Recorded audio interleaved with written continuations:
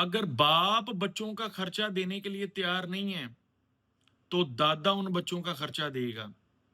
मैं high court की एक जजमेंट अटैच कर रहा हूं जिसमें बताया गया कि ग्रैंडफादर जिसके फाइनेंशियल मींस ठीक हैं, जिसके नाम कोई प्रॉपर्टी है, उसका बेटा अगर अपने बच्चों का खर्चा नहीं दे रहा तो उसकी जिम्मेदारी है खर्चा देना। तो अगर कोई बेटा जेल में है, अगर कोई बेटा गरीब है, अगर कोई बेटा कहता है कि जी जो करना है कर लो, मैं पैसे नहीं देने, तो उस सूरत में वो लायबिलिटी उसके वालिद पर यानी बच्चों के दादा पर ट्रांसफर हो जाएगी।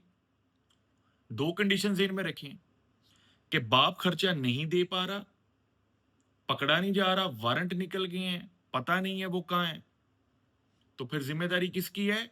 दादा की। लेकिन दूसरी कंडीशन, दादा का फाइनेंशियली तौर पर स्टेबल होना जरूरी है। फाइनेंशियली तौर पर स्टेबल होने का मतलब ये है कि उसके नाम कोई जमीन जायदाद या कोई प्रॉपर्टी, कोई बैंक अकाउंट, कोई पेमेंट, कुछ कोई ना कोई सबूत जो शो करे कि उसके पास कुछ पैसे हैं। एक सुप्रीम कोर्ट की जजमेंट अटैच कर रहा हूं साथ, इसके अंदर वाजिया कर दिया गया कि अगर बाप के खिलाफ दावा हुआ पड़ा है तो उसमें दादा को जब तक पार्टी नहीं बनाया तब तक दादा के खिलाफ एग्जीक्यूशन नहीं हो सकती। इसका मतलब यह है कि अगर बच्चों का बाप खर्चा नहीं दे रहा तो फिर दादा को पार्टी बनाएं, दादा के खिलाफ डिक्री लें और फिर दादा भी पे करेगा बच्चों का खर्चा। सलामत रहिए। अल्लाह हाफिज।